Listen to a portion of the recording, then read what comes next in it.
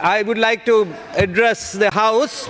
Particularly before I start, I would like to bring to the notice of the House that a journalist was found dead near the Independence Square. And today we heard from Honorable Nalin Bandara that Zaki Jabbar, a well-known journalist of the island, has been found after 3 days.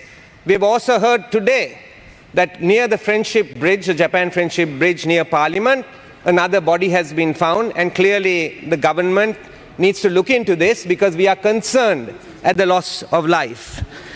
However, I might say that this government, right, has been making various criticisms of the previous government, forgetting the fact that they have been in office for nearly 1 year. In 2 months, it's going to be 1 year in office. Just because some members of parliament have come here more recently, that does not mean that the government hasn't been in office for nearly a year. Under the previous government, Sri Lanka achieved an improved fiscal position after several years. In 2017 and 18, we had primary surpluses after 1992. The budget deficit was kept at 5.3% of GDP during this period. The lowest level since 1977, it must be stated. By the end of 2019, it had started to deteriorate. And one of the main reasons it had started to deteriorate is because of the government's irresponsible statements in the run-up to the election on taxes, and the fiscal position has deteriorated. The situation has got progressively worse in 2020. Government revenue has declined by 28% compared to 2019. Recurrent expenditure has increased by 10%. The budget deficit has increased by 41%. Development spending, that's capital expenditure, has reduced by 44%. And government debt has increased by 1,000 billion in just 6 months, rising from 13,000 billion to over 14,000 billion from January to June in 2020. The fiscal results will get worse as the year progresses. The additional cost of a 10% increase in government staff cadre, the import ban will start to hit government revenue in the second half. Corporate taxes will be sharply down, and Sri Lanka should prepare for its worst budget deficit in 35 years. It is fully expected for expenditure to increase during a health crisis to support health expenditure and to support livelihood, but this did not happen. Capital expenditure has in fact come down during this period. The crisis has occurred due to the collapse in government revenue. That's why the crisis has occurred. This is a policy error, and the sooner it is admitted and corrected, the government could get on the right track. Unfortunately, in spite of the reduction in taxes, relief to the public, there has been no benefit felt by the people. Prices of essentials have in fact increased despite the reduction and exemption in some taxes. Food price inflation has increased to 12.9% in July. The National Consumer Price Index reached 6.1% in July. These are not our statistics. These are statistics coming out of government departments. If you take the price of food prices in September 2019 compared with September 2020, brinjals, which were 125 rupees a kilo, is 159 rupees. Snake goat, which is 119, is 144 rupees. Pumpkins, which is 100, is 173 rupees. These are not prices that Iran Vikramaratne is quoting. This is coming from the Central Bank of Sri Lanka's weekly economic indicators, the PETA retail prices. Carrots, which was 114 in September last year, is 166 rupees. Cabbage, which was 72 rupees, is 162 rupees. Beans, which is 236 rupees, is 245. Coconuts, 38 rupees to 66 rupees. Dal, 120 rupees, is now 145. The increases are anything between, respectively, 12%, 21%, 73%, 46%, 125%, 4%, 74%, and 21%.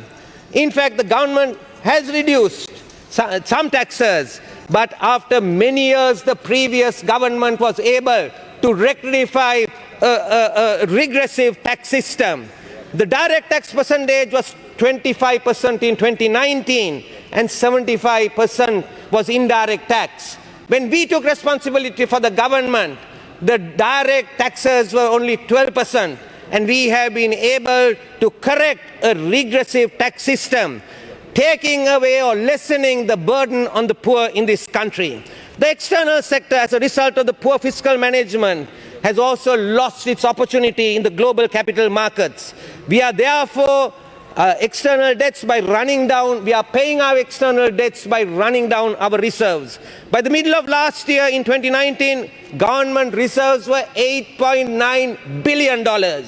But within 1 year, in June 2020, the reserves are US dollars $6.7 billion.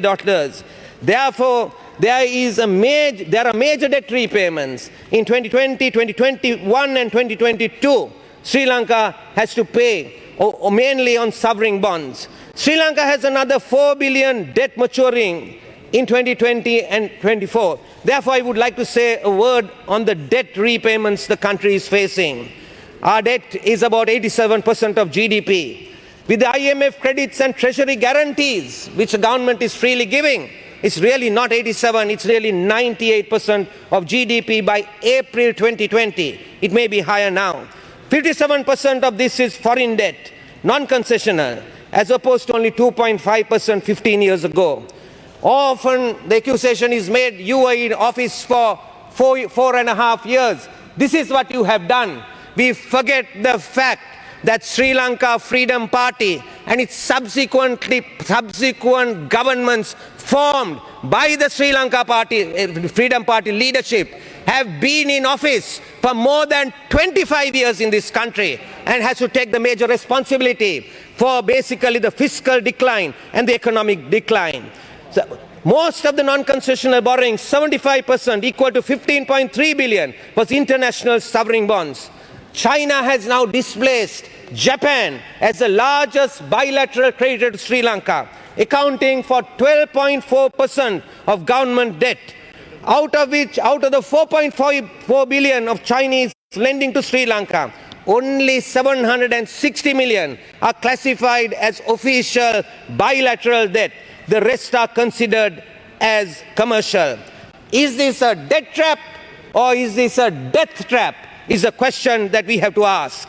External debt in Sri Lanka is predominantly by the public sector and is very high in relative to the current account receipts. The pressure will intensify in 2020 when current account receipts will fall sharply amidst the downturn in tourism, in exports, in remittances and in capital market financing costs as they go up. The government has an issue with state-owned enterprises. Particularly, they have issued guarantees to CPC, RDA, National Water Supply and Drainage Board, CEB and Sri Lankan Airlines. Particular attention needs to be paid. CEB, CPC and Sri Lankan Airlines are problematic for every government, and therefore we need to restructure the debt. Giving government guarantees is only handling the data, making the government look good.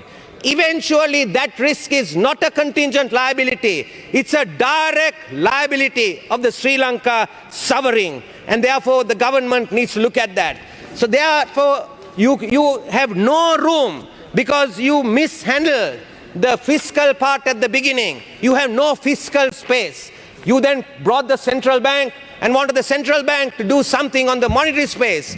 I must say, despite the fact that you forced out 2 members of the Monetary Board, Dr. Dushni Veerakoon and Mr. Nihal Fonseca, and despite the threat on senior members in the central bank, even today, it's not a matter of people, it's a matter of policy that you need to correct. They have done the utmost. They have provided the liquidity, but credit growth in May, June and July has been negative. It cannot be solved only on the monetary side. And you have little space on the fiscal side. Mulasuna Sirina Mantri Tumeni.